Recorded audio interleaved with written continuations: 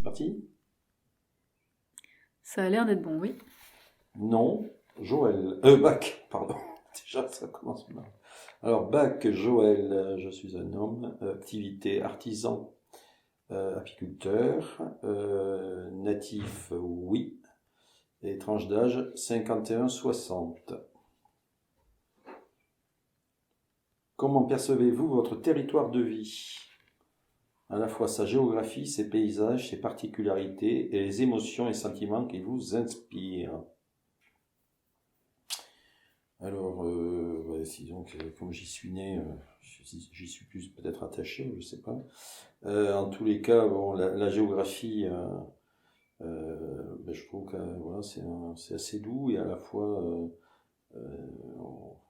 par moments, on peut se croire dans une petite montagne. C'est voilà, à la fois avec les vallées, une grande voie de communication qui nous font aller vite d'un côté à l'autre, et puis les coteaux qui sont plus tortueux, plus sinueux, et à la fois plus jolis aussi. Voilà, j'aime bien voilà, c'est plutôt coteau que vallée, mais j'habite dans la vallée. J'habite dans la vallée, à flanc de coteaux. Voilà, bon, c'est comme ça. Bon, je ne vais pas en dire plus pour l'instant.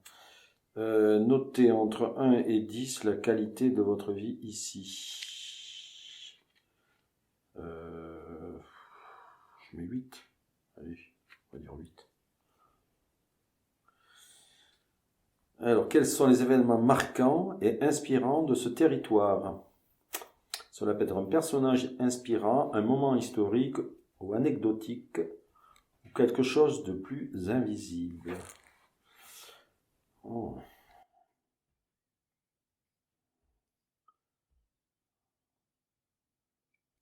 Qu'est-ce qui m'a inspiré ici? Si, au moins il y a un personnage inspirant, oui, bon, ça va être un peu...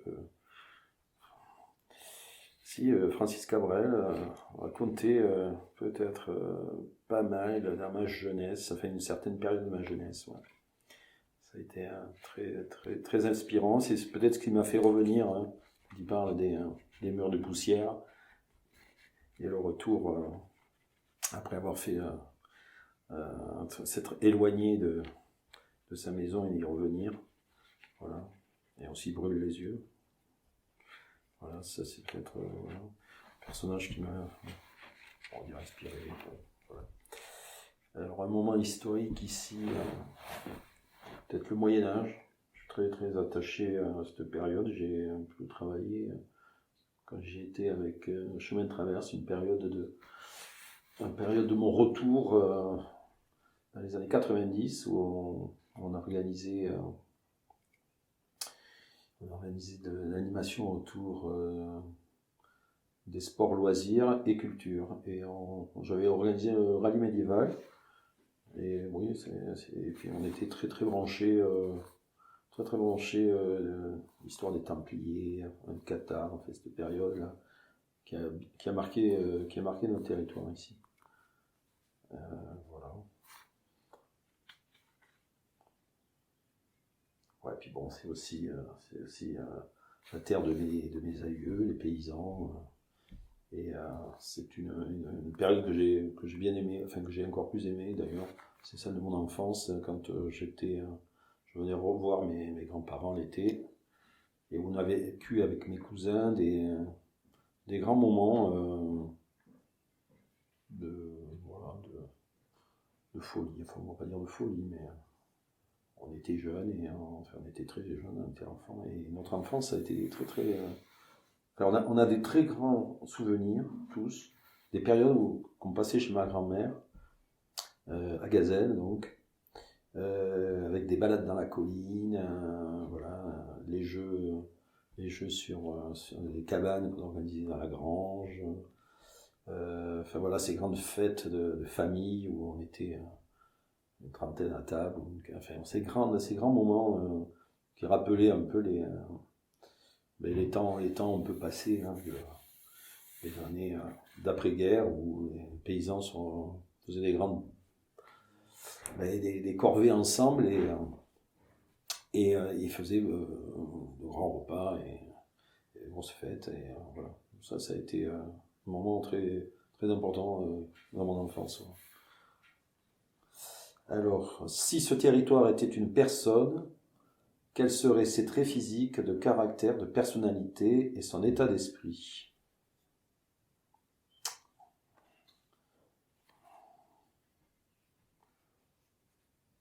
Ben voilà, moi, si ce territoire était une personne, je reprendrais la personne de mon grand-père, par exemple, ou de mes grands-pères. Hein. Une personne qui la peau flétrie par le soleil et le travail extérieur, hein, le travail de la terre, caractère à la fois le caractère des Gascons, un peu rigolard, hein, mais voilà, très, très sympathique, avec du cœur et puis et puis avec leur personnalité, hein, bien trempée aussi. Voilà.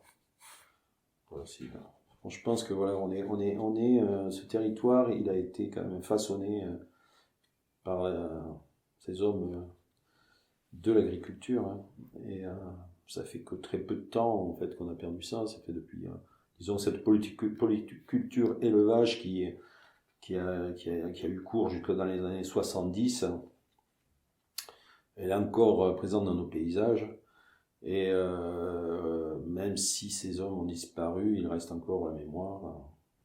J'espère encore pour longtemps. Ça, on verra bien. Si ce territoire était un paradoxe, quel serait-il?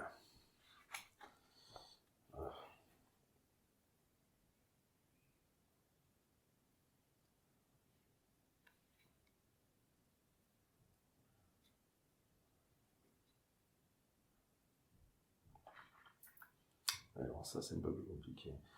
Il faut qu'il soit à la fois une chose ou une autre, en fait. Mais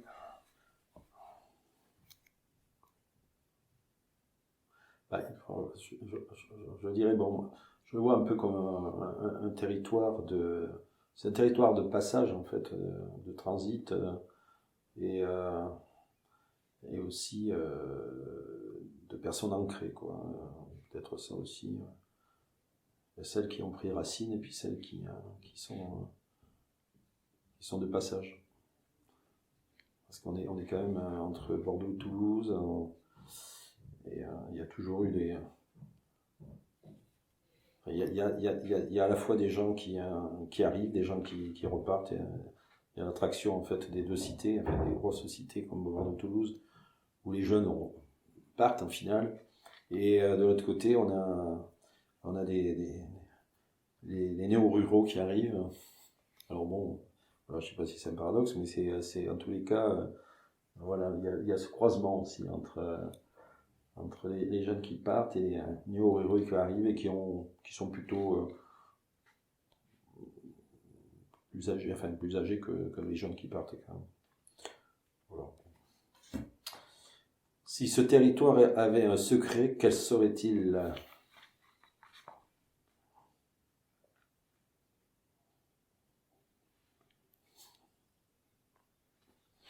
Si ce territoire avait un secret, quel serait-il?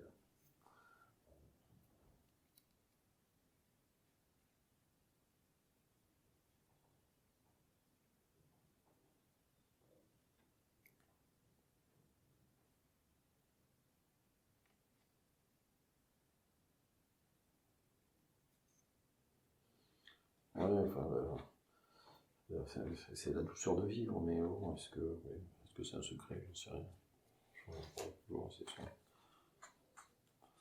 Je pense que c'est la douceur de vivre. Quelles sont les richesses et les atouts de ce territoire?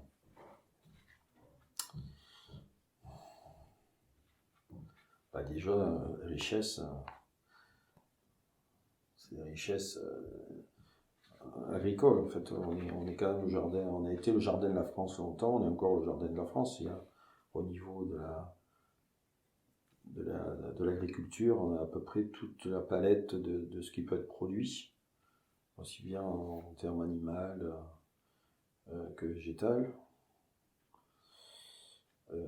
Voilà, donc les atouts, c'est que bon, oui, on se trouve entre deux grandes métropoles aussi, donc ça c'est peut-être un atout, parce on est proche de ces deux cités, donc on reste en prise avec une réalité urbaine qui est proche, et puis toujours avec la richesse du territoire qui est rural et qui a quand même un fort potentiel, quoi, quand même.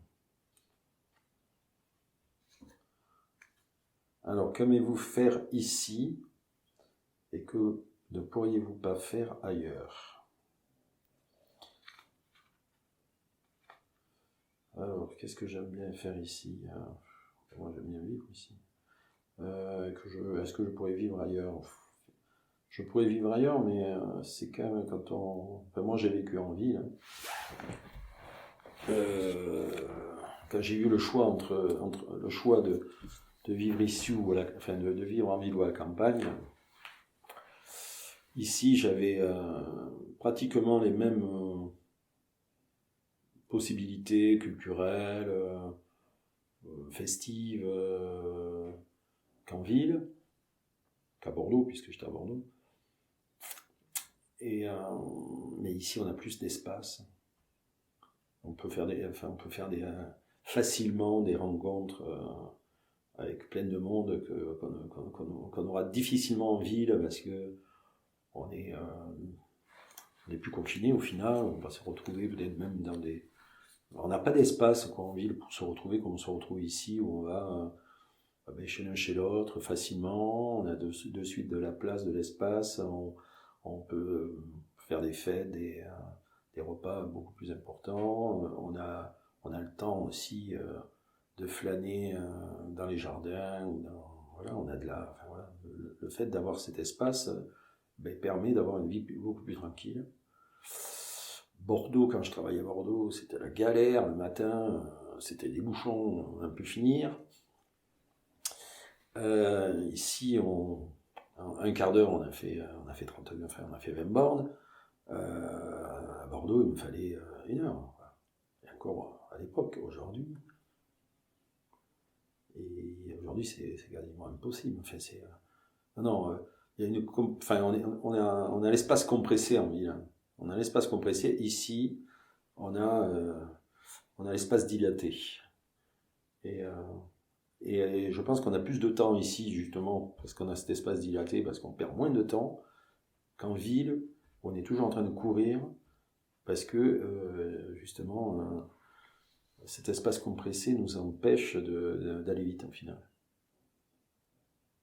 Et du coup, on a moins de temps pour aller voir les autres, pour être tranquille, on peut se balader sur les chemins, c'est de suite accessible, on n'a pas besoin de prendre une voiture, on a ça la possibilité. Et puis bon, paradoxalement, en ville, on a moins besoin de la voiture qu'ici, parce qu'ici, si on n'a pas de bagnole, c'est aussi très compliqué. Donc, il y a des côtés, mais bon, ici, on lie plus facilement de liens avec les gens, et on connaît beaucoup plus de gens ici, facilement, qu'en ville. Voilà. Alors, quels sont les manques et les faiblesses de ce territoire ?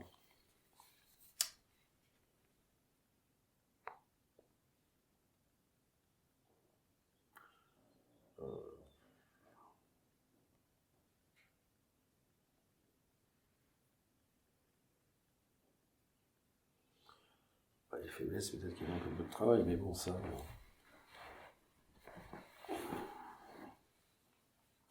Je suis même pas sûr, parce qu'en final, quand on regarde le taux de chômage, c'est pas non plus... on n'est pas du simple au double par rapport à la ville, quoi. On est quelque part à quelques points, on est à peu près pareil. On vit mieux quand même ici. Alors, bon, on était sur les manques, là, je pars sur.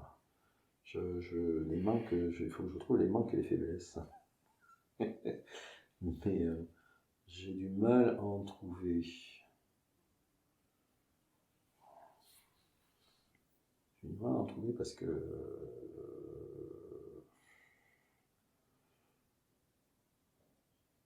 Moi, je m'épanouis dans ici, enfin, je veux dire.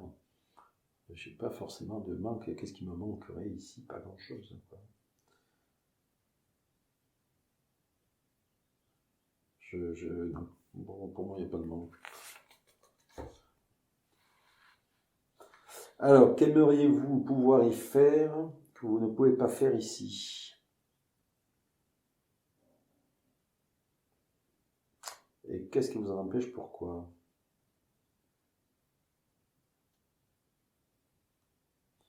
C'est quoi cette question?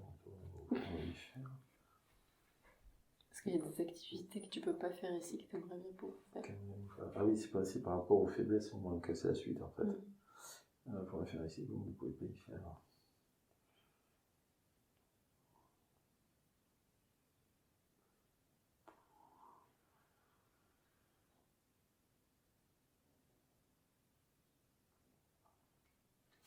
Quand est-ce que je pars pour faire quoi, moi? Qu'est-ce qui me manque? Qu'est-ce qui me manque ici? Bon.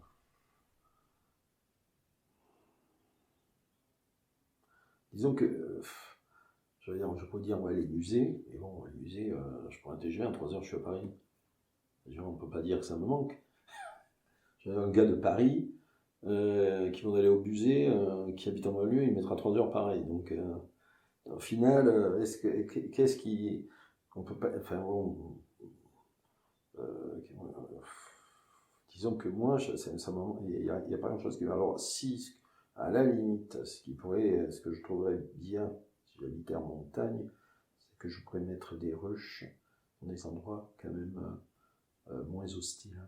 Parce qu'ici, il y a quand même des zones hostiles à les abeilles. Hostile, ça veut dire qu'elles se mettent en danger si je les mets trop près de zones en pesticides. Il n'y a pas assez, si tu veux, de zones sauvages pour moi. Voilà. Donc, voilà. Ce qui me manquerait ici, ça serait les zones sauvages, plus sauvages encore. On n'est pas encore assez sauvage. Même sur les coteaux, même il y a toujours de la culture quelque part. C'est peut-être trop cultivé au final. Mais parce que par rapport à mes contraintes qui sont d'avoir des zones exemptes de pesticides, quoi. Donc voilà, c'est la seule limite là que j'ai. Et d'ailleurs, bon, je mets aussi des ruches en montagne pour ça. C'est des zones. Mais alors, le problème, c'est que quand c'est trop sauvage, il y a des fois un manque de biodiversité qui fait qu'elles n'ont plus assez à manger. Donc, si tu veux, voilà, je voudrais que ce soit un peu plus sauvage. Mais, en même temps, avec de la biodiversité, et la biodiversité, elle a quand même un peu du plomb dans l'aile depuis qu'on supprime les haies, depuis qu'on laisse plus les friches, enfin voilà. Et qu'on met de l'agriculture en monoculture. Avant, quand il y avait polyculture et élevage, il n'y avait pas ce problème. Il y avait tout ce qu'il fallait partout, et à proximité, il y avait des fleurs dans les prés, enfin il y avait tout ce qu'il fallait pour que sur toute une saison, les abeilles, elles aient de quoi se nourrir. Aujourd'hui, c'est par tranche, et un coup on va sur l'acacia, un coup on va sur le tournesol, un coup on va sur le colza, un coup. Et donc les apiculteurs sont obligés toujours de se déplacer en suivant les saisons de fleurs. Alors qu'avant, on laissait les ruches en fixe, et puis c'est les fleurs. Enfin, il y avait les fleurs, c'est pas les fleurs qui se déplaçaient, mais enfin, il y avait la biodiversité tout autour et partout. Donc ça, c'est une perte qu'on a depuis les années 70, hein, même un peu avant, mais enfin bon, vraiment, les années 70, quand les derniers paysans en polyculture et élevage ont disparu et ont été remplacés par enfin, on va dire agri managers, mais des gens qui achètent des terres et qui sortent et qui font des grands espaces pour pouvoir faire de la culture intensive. Ben on a détruit toute une biodiversité qu'on aura du mal à retrouver, hein. Même en remettant en sauvage nos espaces. Qu'est-ce qui manque principalement pour son développement?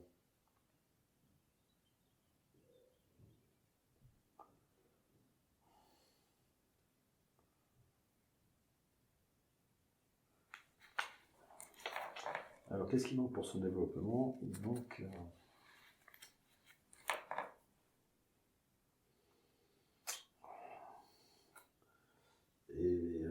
c'est compliqué, là, parce qu'en fait, on est lié à la mondialisation aujourd'hui. Donc, qu'est-ce qui manque principalement pour son développement? Je pense que c'est l'émancipation des forces financières qui nous imposent un modèle qui nous entraîne vers quelque chose qui déstructure complètement l'économie locale, quoi. Il faut qu'on reparte des besoins locaux et que nos politiques s'affranchissent de plein d'idées liées à un développement économique avec des moyens financiers énormes. Remettons en place de la souveraineté alimentaire locale, que ce soit un des projets principaux, et on va recréer de l'économie. Parce que je veux dire, l'agriculture avant, elle permettait à un forgeron, un boulanger, enfin, avoir toute une palette de petits acteurs locaux qui permettaient d'avoir une économie locale développée. Aujourd'hui, on fait des grandes zones plus ou moins industrielles, des grands centres, des grandes boîtes qui sont en train de tout manger, mais au final, localement, on est en train de tout tuer. On voit bien le centre-ville des villes qui ne vit plus parce qu'on a mis des zones avec des supermarchés sur les extérieurs, et puis on s'étonne qu'après, il n'y a plus de vie et qu'on impose, comme à Villeneuve, ça s'est fait avec le marché Cléopole, on leur impose de se mettre au centre. Mais au centre, il n'y a plus de vie. Et tu ne vas pas remettre de la vie parce que tu remets du commerce. Non. Il faut arrêter de mettre en place des grandes zones comme ça, à l'extérieur des villes, qui en fait ont détruit tous les commerces intérieurs.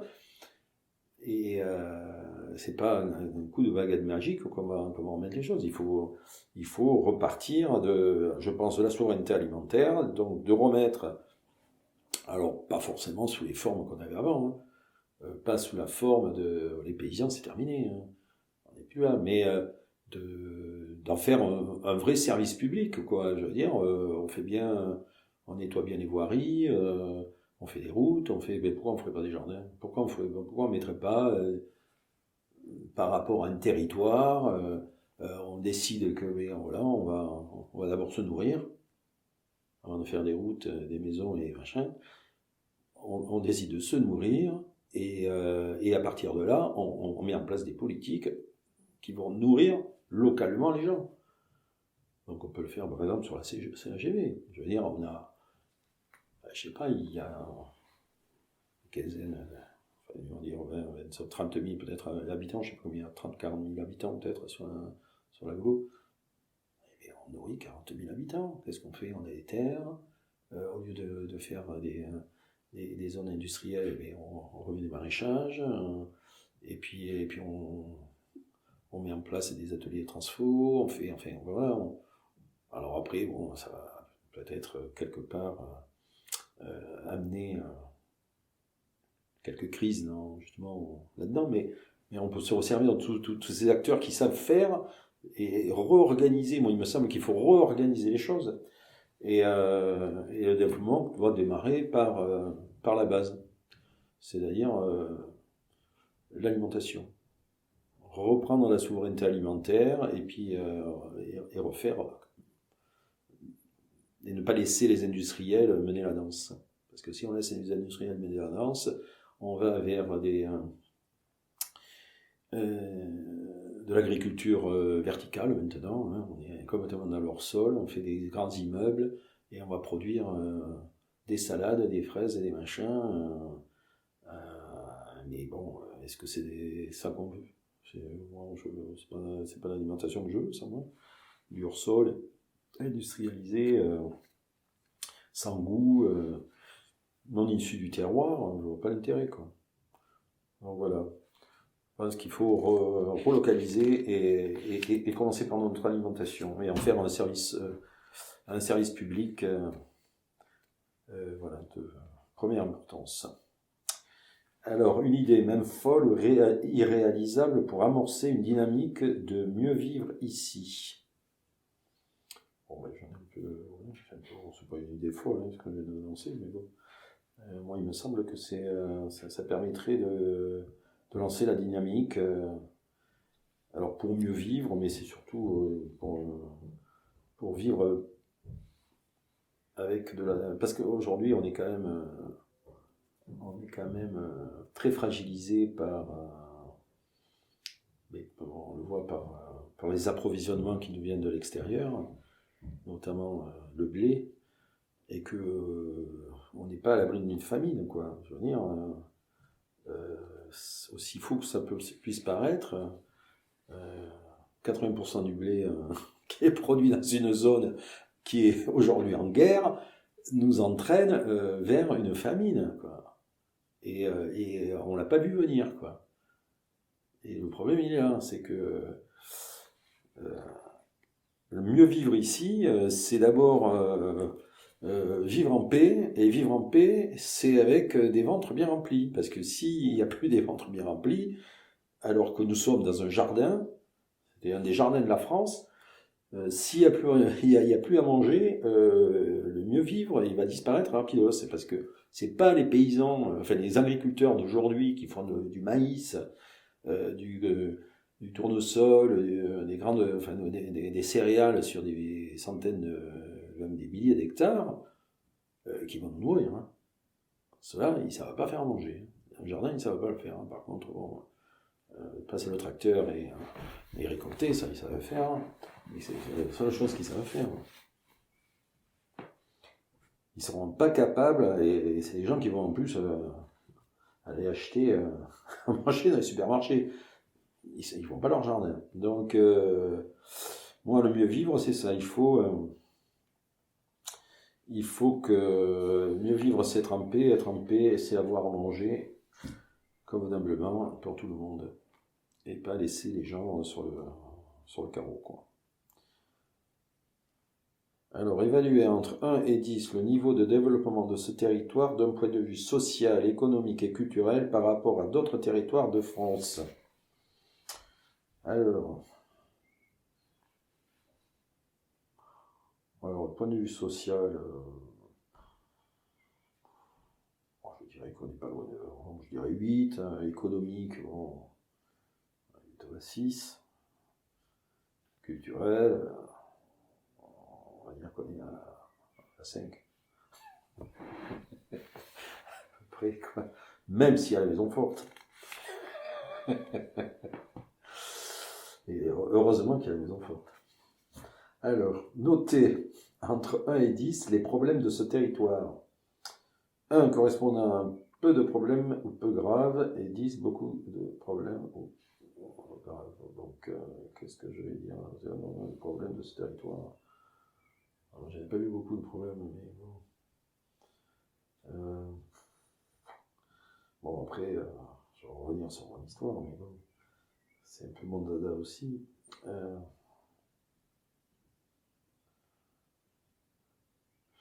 Ouais, pour moi, c'est un des gros problèmes du territoire, c'est cette perte de biodiversité et de culture, et de culture souveraine.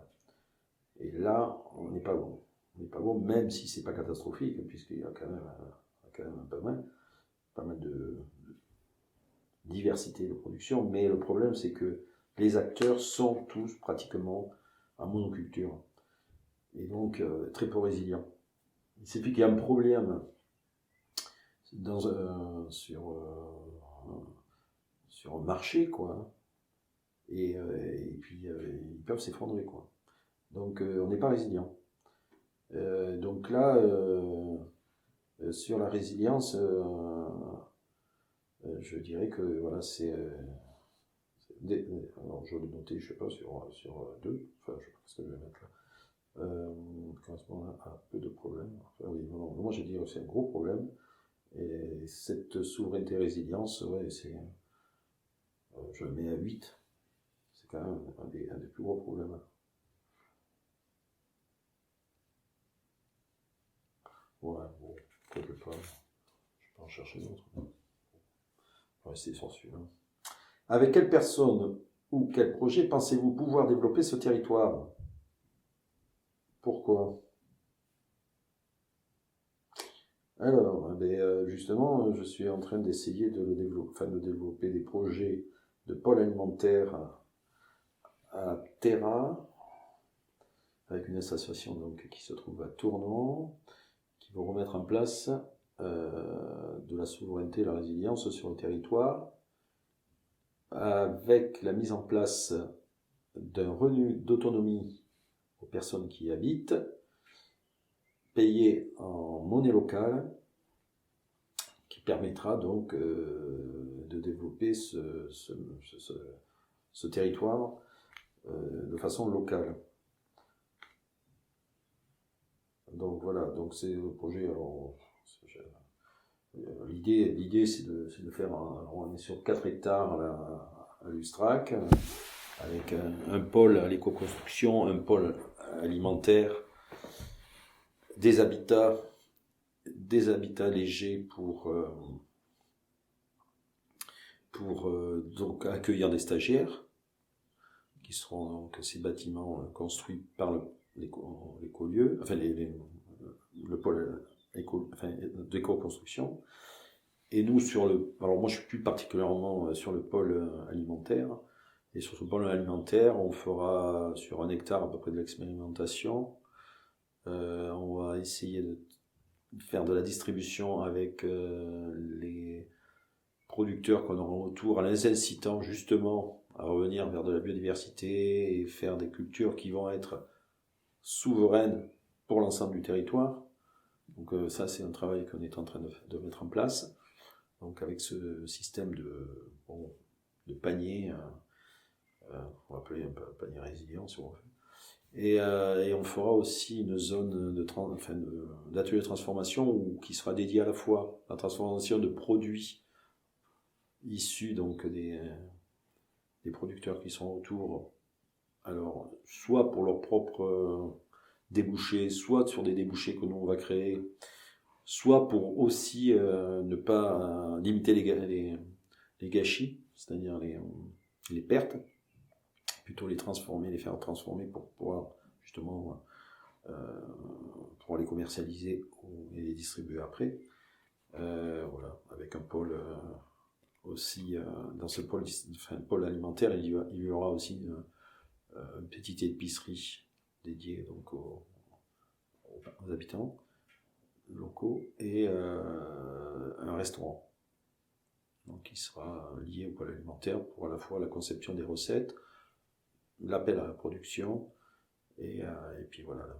Et puis peut-être quelque chose d'innovant au niveau de la mise en place des menus, enfin voilà. Et puis toujours avec un travail avec les cantines locales, enfin voilà. Il y a tout ça qui est en train d'être mis en place, on y est dessus. Voilà, c'est en train d'être mis en place sur donc Trentel. Voilà. Bon, c'est pas tellement de territoire, c'est un peu à l'écart, c'est pas du vivant en tout cas. Après, je sais pas si vous savez. Alors, au contraire, avec lesquels ne pourriez-vous pas vous impliquer? Pourquoi?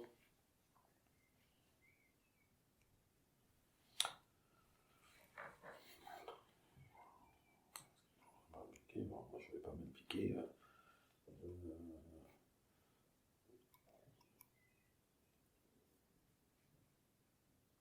Je ne vais pas m'impliquer avec des projets, comment dire, qui me sembleront destructeurs en fait. À la fois destructeurs socialement, culturellement, même si c'est peut-être intéressant économiquement. Mais est-ce que c'est vraiment ce sera toujours lié à cette idée de souveraineté. Est-ce que c'est souverain pour le territoire ou pas? Est-ce qu'on est dans quelque chose de pérenne ou dans quelque chose qui est voué au gaspillage, à faire typiquement, bon, ça c'est autre chose, mais bon, là on est en train de faire une 4 voies alors qu'on a une 3 voies. Est-ce vraiment utile? C'est tous ces projets inutiles, que je juge inutiles, qui vont, comme la LGV d'ailleurs, bon, c'est un autre sujet, mais bon, on sort du territoire. Mais la LGV qui va passer dans notre territoire va coûter 10 fois plus cher pour faire gagner 10 minutes entre Bordeaux et Toulouse qu'une rénovation de la voie existante qui permettrait à tous les trains d'avoir de gagner du temps en fait, et d'avoir d'être que ce soit opérationnel pour tout le monde, que ce soit à la fois pour des gens qui vont de Toulouse à Paris, mais des gens qui partent du département et qui vont à Bordeaux ou à Marmande. Enfin, je veux dire, là, on est en train de faire dilapider de l'argent public pour des projets qui vont rapporter à des multinationales qui sont, qui pour moi, détruisent l'environnement, sont inutiles et ne cherchent qu'une chose, c'est à faire gagner de l'argent des actionnaires qui sont en train de nous piller, quoi. Voilà. Bon, je ne pourrais pas m'impliquer dans un projet comme celui-là, qui viendrait peut-être s'installer pas loin de chez nous. Quel talent, quelles envies pourriez-vous consacrer à un projet de territoire?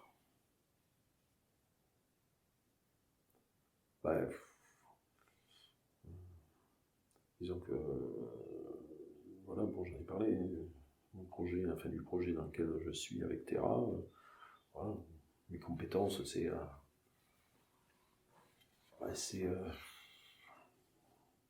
30 ou 40 ans d'histoire, on va dire 30 ans d'activité autour de l'agriculture sur ce territoire. J'ai commencé par la tonte des moutons. J'ai même pesé du lait, donc j'ai fait le tour des fermes laitières du département. J'ai été dans le sport loisir, donc j'ai parcouru les chemins, donc je connais très bien le territoire, donc sur tous ces aspects. Je connais donc aujourd'hui beaucoup de producteurs. Je suis dans pas mal d'associations aussi de développement. Donc voilà, bon, c'est un peu tout ça que je mets au centre, comme on dit, pour aider à des projets que je trouve à la fois innovants, importants, parce qu'il est temps de s'y mettre grandement, pour essayer d'amortir les chocs d'une mondialisation devenue complètement folle. Voilà. Conclu. En parlant de conclusion, est-ce que tu as une espèce de conclusion générale sur un peu tout ce que tu as dit, sur ce que ce questionnaire t'a inspiré, voilà, est-ce que tu as quelque chose pour conclure à dire en plus? Alors, qu'est-ce que je peux dire de plus?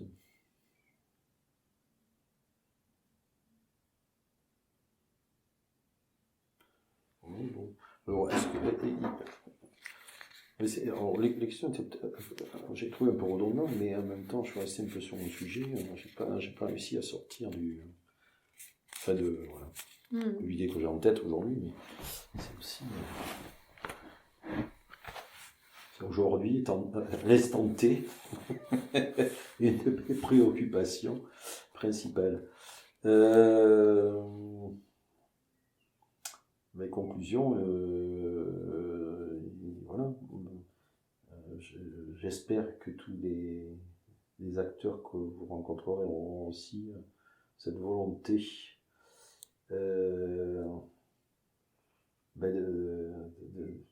de créer de la résilience, de la souveraineté sur ce territoire, parce que c'est ce qui va nous permettre d'y vivre bien, en paix et sereinement. Parce que, et aussi de façon le plus libre possible, parce que c'est ça qui est en jeu aussi, c'est la liberté. Et elle va commencer à être très conditionnelle.